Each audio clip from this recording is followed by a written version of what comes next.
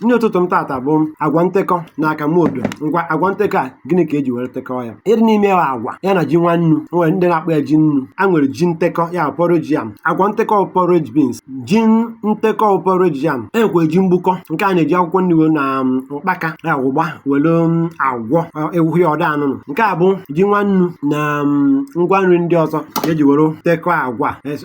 Mara tata na ihe ọbụla bụ ntekọ, ihe ọbụla bụ porridge bụ ntekọ.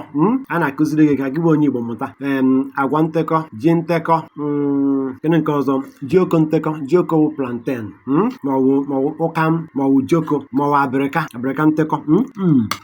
Nke ahụ akamodo kọstad. Ọ aha agụrụ akamodo kọstad. Akamodo kọstad asị nọọ gịnị kọstad akamodo.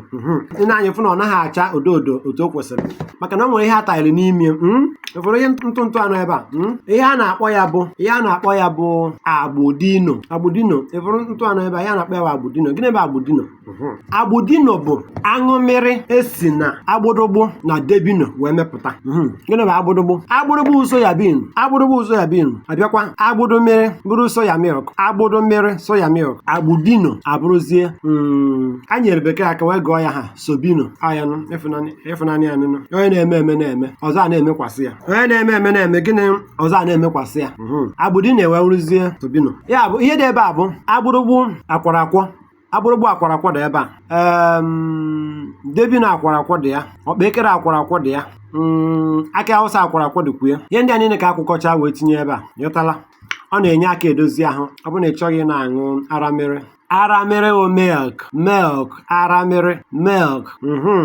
Aramịrị ntụ bụrụ powdered milk. Aramịrị mmiri bụrụ maọbụ aramịrị mmiri maọbụkwa kpọọ ya aramịrị wụrụ abụrụ liquid milk. Aramịrị liquid milk. Ya bụ mụnwa ji aka mee nke a. Ọ ya ka m ji sị nọọ akwọrọ ma ọ emere n'ụlọ.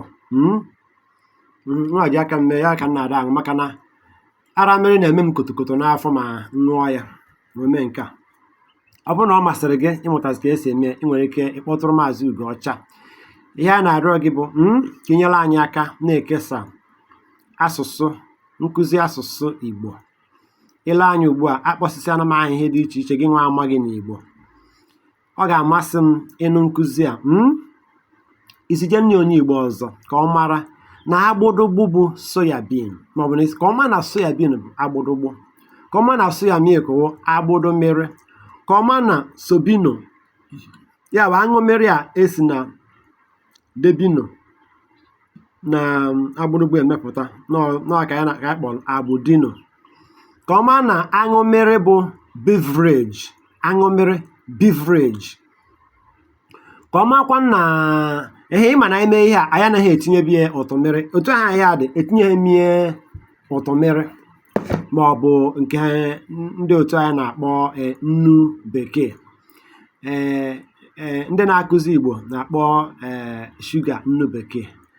Mana mụnwa na-echere anya sị na ya bụ okwu adabachaghị na ka a ji bazie ya ụtụ mmiri, mana sịkwa na nnu bekee so.